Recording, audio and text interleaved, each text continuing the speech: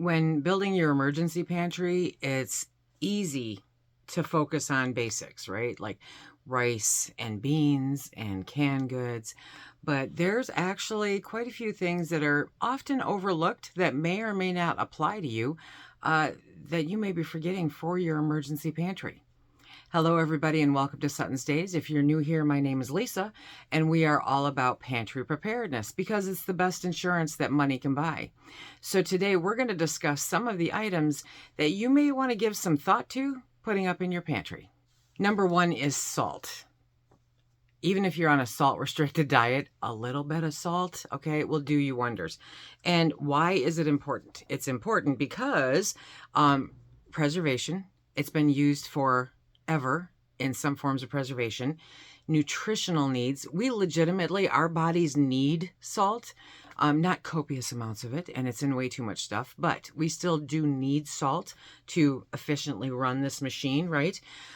Because it adds flavor, absolutely, and believe it or not, it has medicinal uses. Think of saline solutions, you know, that kind of thing, and because of your animals. We're not the only ones that need it. Our animals do too. If you are into wildlife at all, you know about salt licks for horses or for deer, for, you know, any number of things. Sodium is very important. Salt is important. Number two is cooking oil. Oh, Lisa. Okay, it doesn't last forever. It doesn't. So I'm not even suggesting that you buy 500 gallons of it, okay? It's for an emergency pantry. So it's something that you're going to rotate through within, say, a year or two. Now, cooking oil is one of those things. And why is it important? Number one, there's a caloric density to it, so it does add the extra calories that you need sometimes, especially during emergency situations, right? It makes cooking some things much, much easier. Yes, it does. There is a nutritional value to it, believe it or not. Many cooking oils, such as olive oil, coconut oil, they have essential fatty acids and fat-soluble vitamins like vitamin E. So it's important. The other thing is shelf life, because not all oils are created equal. So you want to look at which ones last the longest. So far from my research, coconut oil, okay? But beyond that, most of them last a year or so on your shelf if it's a cool, dark, dry place. So it's not a forever thing, but it can be a really good thing to have. Number three, vinegar. Vinegar is like one of those superfoods, right? Only it's not a food. Okay, what would you call it? It's a super ingredient. Yeah, vinegar. And here's why it's important. Number one, well, hello, food preservation, of course, right? Culinary uses. There's all kinds of ways to cook with vinegar. On top of that, cleaning and disinfecting. It's fantastic for cleaning and disinfecting. Health and medicinal uses. It's been used in various traditional remedies. Pest control is one that you probably don't hear a whole bunch about, right? Vinegar can be used as a natural insect repellent or to eliminate odors that attract pests. So it's particularly useful in deterring ants, fruit flies, and other small insects that can become a problem around food. So yeah, vinegar. And of course, personal hygiene. Yeah, it's good. Number four is baking essentials. So when I say that, I'm saying baking powder, baking soda, yeast. And again, I'm not talking about a 25-year pantry, okay? But I am talking about a few years. So you can stock these up. They will last you a good long time if you store them properly. Yeast should be stored in the freezer and the refrigerator. So freezer if it's unopened, refrigerator if it's opened. It's great. Why are these things important to have for your emergency pantry? Because they're necessary for baking, okay? Baking bread and other goods from scratch, especially if store-bought items are unavailable. Yeah, so if you can't get out and buy bread, you better know how to make bread. And sourdough is fine. There's a learning curve, but, you know, just make some bread. So in order to do that, you have to have your baking essentials. Number five is powdered milk. We've talked about this off and on forever, powdered milk. I'm not a milk drinker, but I do keep powdered milk around because when my milk drinker drinks all the milk and I need to make something with it, I have milk. Why is it important? It has a long shelf life. We're looking at 10 years most of the time if you store it properly, okay? And if it's low fat. The high fat ones, no. But nutritional value, powdered milk retains nutritional value, Powdered milk retains most of its nutritional value. I think that's fantastic. It's versatile. You can use it in so many different things in so many different ways, right? You can turn it into milk. You can use it for cooking. You can baking, drinking. It can also be used in recipes that call for milk, such as soups, sauces, and desserts. I mean, it's an all-around keep it on hand. It's handy to have. Convenient storage. You don't need refrigeration for it. It's convenient, okay? It's cost effective for sure. So when you look at how much milk costs, and if you are 1 or 2 people and you don't go through a whole gallon of milk by the time it normally goes bad, you're lighting dollar bills on fire, right? Don't do that. Don't do that. Powdered milk makes all the difference. You can make up as much as you need when you need it. If you're in a really milky kind of mood that day, you can make up more. If you're not, you don't have to make up any at all. So it's very cost effective. In emergency situations, you know, same like bread. What is it? You know, major snowstorm, the milk and bread run, because God knows there's going to be a shortage on milk and bread. You don't have to worry about it. You're covered. Number 6, seasonings and spices, because they taste good. Hello. Why they're important is obviously flavor enhancement. They make everything taste better. But there's also health benefits to them. A lot of the seasonings and the spices that we use are natural, and so they actually have health benefits. It's up to you to do a little bit of the research on that, okay? But find the ones like turmeric. Turmeric does a whole bunch of good stuff. There's a bunch out there, so you want to check them out and see all the health benefits that they have, because everything from anti-inflammation to, you know, I don't know, all kinds of stuff. Cooking versatility. Okay, so you stocked up on 50 pounds of beans and 50 pounds of rice. That's going to get really old after day 1, okay? But if you have seasonings and spices, you can create a multitude of different meals with literally just beans and rice. It makes everything much better. And it's, you know, it can cause comfort. It can give you that comfort food kind of thing, and the cultural food, you know, that you're used to will make you feel comfortable and good. And so for that reason, it's really good.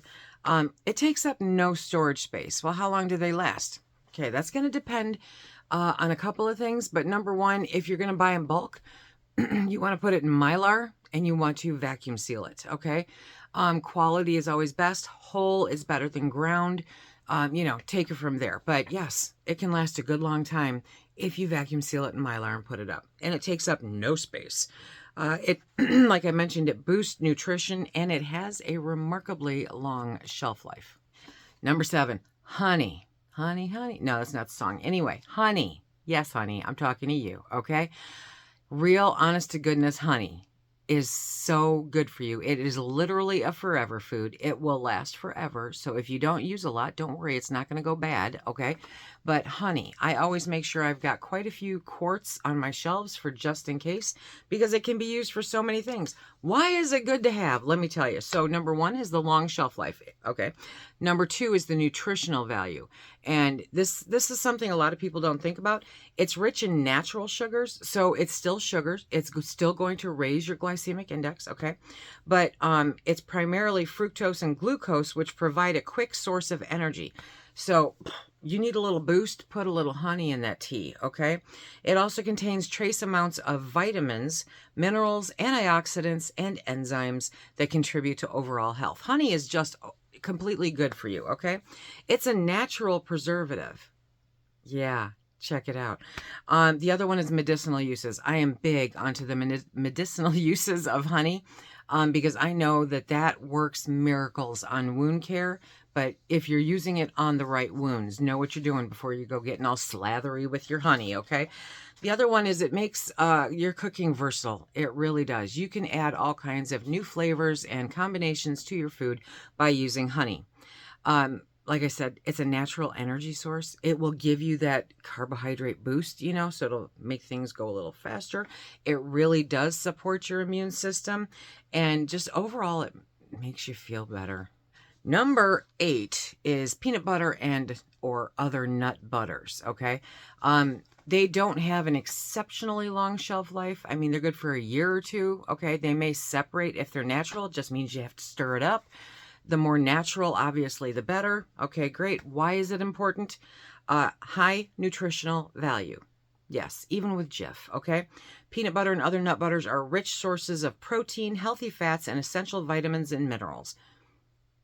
As long as you're not sitting down with a spatula and a great big jar of it and consuming it all in a day or two, it's healthy. It's not bad. It's calorically dense. So you're getting a nice chunk of calories, and the density of it brings it on quick. The protein in it makes it stay for a while. It's really good. Like I said, long shelf life. It gives you some versatility in meals. It does. Cooking with peanut butter. How many of you cook with peanut butter? It can be added to a bunch of different stuff, right? It's portable. It's convenient. It does not rely on refrigeration. It is, for a lot of us, me included, a comfort food. A jar of Jif peanut butter existing in my pantry gives me a sense of comfort. So sometimes that's all you need, okay? Now, what you do want to do, though, is consider allergies. So for those with specific dietary needs or allergies, stocking up on a variety of nut butter, such as almond, cashew, sunflower seed butter, ensures that everyone in the household has a suitable and safe option. This is especially important in an emergency, okay? So it's not cool when only one person gets to eat the peanut butter, you know? Number 9, instant coffee or tea. Because it doesn't take electricity, it doesn't take anything special. You need a little bit of fire to heat some water.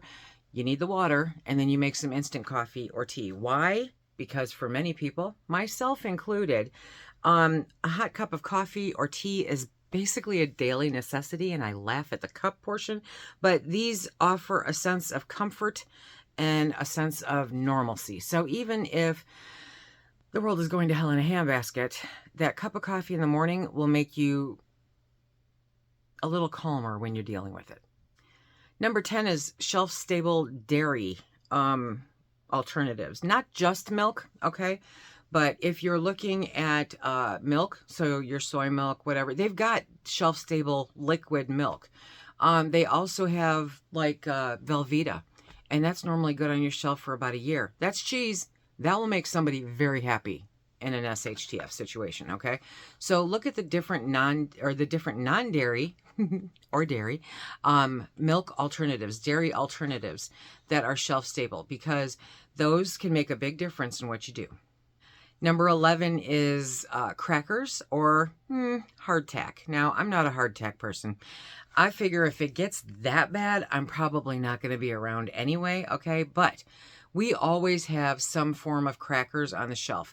Don't vacuum seal them and expect them to last for years. It doesn't work. They smell and taste like turpentine, okay? But if you keep a couple boxes of saltines or a couple jars of, oyster crackers, maybe some Ritz, whatever the case may be. They're quick, they're easy, they're compact, they're comforting. They are all that. They don't have a super long shelf life. Like I said, it's about a year. But, peanut butter and crackers can make a bad day just a little bit better. Next is bouillon cubes or stock powder, that kind of thing. Because, again, you're going to get real tired of rice real quick. Okay, so you can use these to make soup. You can use these to cook your rice or your pasta in, or add them to your potatoes. I mean, they're just a good extra flavor to have. And normally they have a pretty long shelf life as long as you don't have to refrigerate them. So be sure to read on that. Be sure to read what's in them. MSG is no fun for a lot of people. It just is a great way to add flavor. Number 13 is super important. Either chocolate or cocoa powder. Okay. Now, of course, that's not super important. Very little of my pantry is actually devoted to it. But it is nice to have there. If you get snowed in, or, there's all kinds of crap going on and you don't want to leave the house or whatever, then yeah, you can make cookies, you can make chocolate milk, you can add a little bit to your coffee. You can just chew on a piece of chocolate, and it makes the world a better place. The next one that a lot of people don't think about is canned condensed milk. That stuff's a miracle. It really is. It just does so many good things. It's sweet and it's dense, and it can be used in baking or as a treat. It also is a good source of calories and fat. So if you're needing that extra caloric intake and you want some flavor, condensed sweetened milk. Yeah. Pickles and fermented food.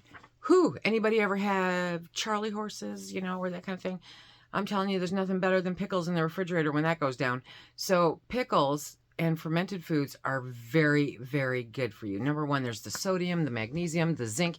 It all helps with any kind of muscle cramps that you might be experiencing, that kind of thing. But in addition to that, okay, when you're looking at sauerkraut or kimchi, you know, they have great probiotics. And so obviously gut health is very important when everything else is falling apart. Nobody needs diarrhea during an emergency. Just saying. Cornstarch. What? Yes, cornstarch. Okay. Use it for thickening. It's a great thing to have in the kitchen.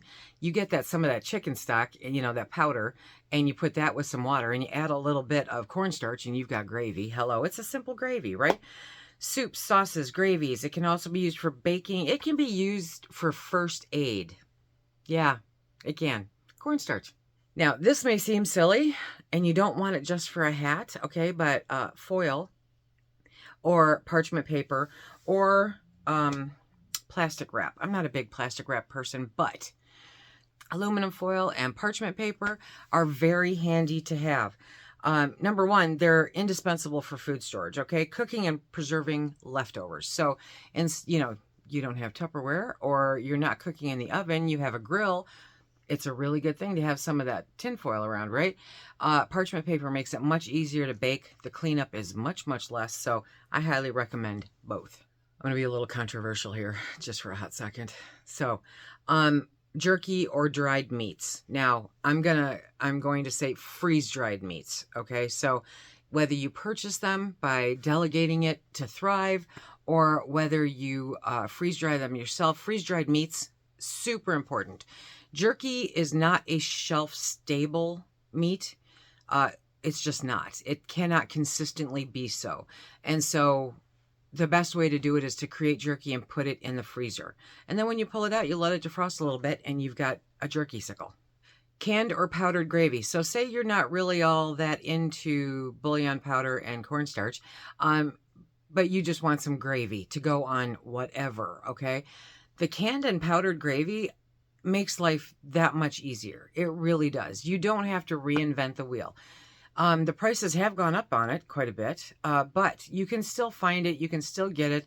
And, you know, sometimes just adding a little bit of that to some of your meals. Number 22 is your sweeteners. Okay, so whether that is sugar or brown sugar or artificial sweeteners, whatever the case may be that you use, okay, because baking, cooking, and for the real sugars, preserving, don't forget alternatives like stevia and honey for variety. So the honey falls into that. But because sweet is good.